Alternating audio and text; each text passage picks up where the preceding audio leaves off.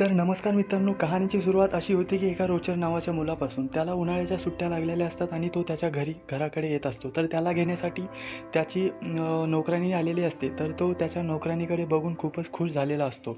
तर थोड्याच वेळात तो त्याच्या घरी पोहोचतो आणि त्याच्या आईला भेटतो. तर त्याच्या आईला भेटताना त्याच्या आईची नजर त्याच्या पॅन्टकडे जाते आणि त्याची पॅन्ट पूर्ण ओली झालेली असते. तर त्याची पॅन्ट ही त्या नोकराणीकडे बघून ओली झालेली असते. तर थोड्याच वेळात तो त्याच्या घरामध्ये जातो आणि त्याच्या बहिणीला भेटतो. तर त्याच्या बहीण त्याला जंगलामध्ये फिरवण्यासाठी घेऊन जाते. तर त्याला तिथेच त्याची नोकराणी भेटते आणि त्याच्या नोकराणीला काही इमर्जन्सी लागल्यामुळे तिथून थोडी समोर जाते आणि तो तिथून पळून जातो आणि पळून जाताच तो पडतो. तर त्याला थोडा आवाज येतो आणि तो बघतो तर त्याची नोकराणी कोणासोबत तरी सेक्स करत बसलेली असते.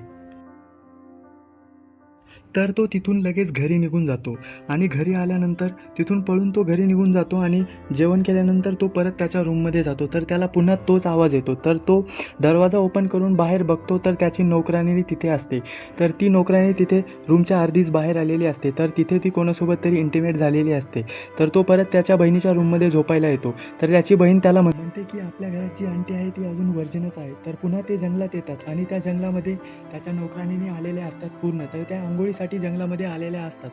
तर त्यानंतर थोड्या वेळानंतर तिथे 3 नौकरही त्यांच्या घरातली जंगलामध्ये येत असतात. तर त्या नोकरांनी त्यांच्याकडे बघून काहीतरी वेगवेगळे असे इशारे करत बसलेले असतात. तर तो अजून थोडा जवळ जाऊन त्यांना बघतोय. तर त्याला बघताच एक नोकर त्याला पकडतो. तर तो त्याला तिथून जायचं सांगतो. तर तो तिथून लगेच पळून जातो.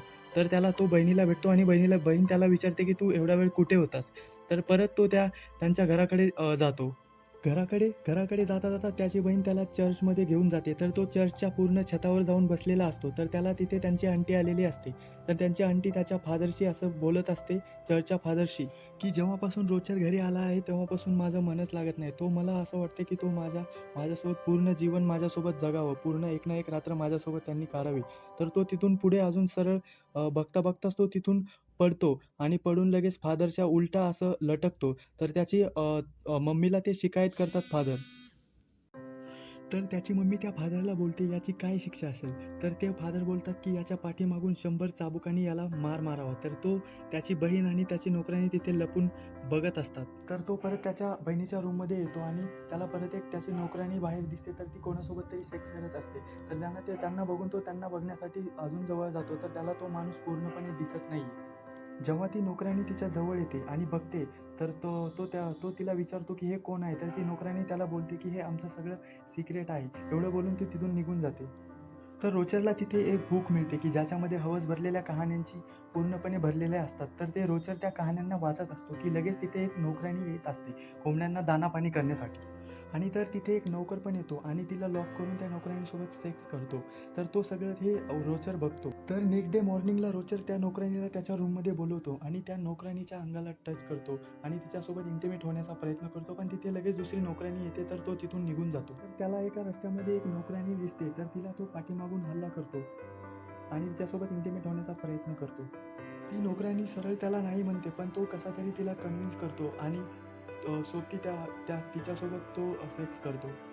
तर नेक्स्ट डे मॉर्निंगला घरातले सगळे पुरुष मंडळी घराच्या काही कामासाठी बाहेर निघून गेलेले असतात. तर त्या मोक्याचा फायदा रोचर घेतो. खूप वाट बघितल्यानंतर रोचरची आंटी तिथे येते आणि रोचर तिला कन्व्हिन्स करण्याचा प्रयत्न करतो. तर खूप गप्पा गोष्टी झाल्यानंतर रोचर त्या आंटीला कन्व्हिन्स करतो आणि तिच्यासोबत सेक्स करतो आणि थोड्या वेळात त्यांचं सगळं झाल्यानंतर तर लगेच तिथे हिलेन नावाच्या एका नोकराणीची एंट्री होत असते. तर तो लगेच तिथून पळून जातो आणि त्या नोकराणीला सुद्धा पाठीमागून पकडतो आणि तिच्यासोबतही सेक्स करतो. तर नंतर तो लगेच त्या हॉर्स रूममध्ये जातो आणि हॉर्स रूममध्ये तिथे एक नोकराणीनी असते. तर तिथे तो त्या नोकराणीसोबत पण सेक्स करतो. तर तो तिथून लगेच. तर इथे आपल्याला समजते की रोचरने त्यांच्या घरच्या कोणत्याच लेडीला सोडलेले नाही. पूर्ण लेडीसोबत त्याने संबंध बनवलेले आहेत. तर आता काही वेळानंतर रोचर या हद्दीला पार करतो की त्याच्या रूममध्ये असलेल्या पूर्ण लेडींना त्याच्या रूममध्ये बोलवतो आणि त्यांच्या पूर्ण लेडी आणि आता रोचरचं स्कूल चालू झालेलं असतं. तर रोचर त्याच्या स्कूलकडे सामान आवरून निघलेला असतो. तर रोचरच्या सुट्ट्या संपलेल्या असतात आणि तो स्कूलकडे निघण्याची तयारी करत असतो. तर त्याला तिथे एक मुलगी येते आणि बोलते, मी पण प्रेग्नेंट आहे. ती त्यांच्या घरची नोकराणी नसते आणि हा मुलगा तसाच सगळ्यांना बाय करून तिथून लगेच निघून जातो. तर इथेच या कहाणीचा तर व्हिडिओ आवडला असेल तर आपल्या मराठी चॅनलला लाईक शेअर सबस्क्राईब करायला विसरू नका मित्रांनो. धन्यवाद.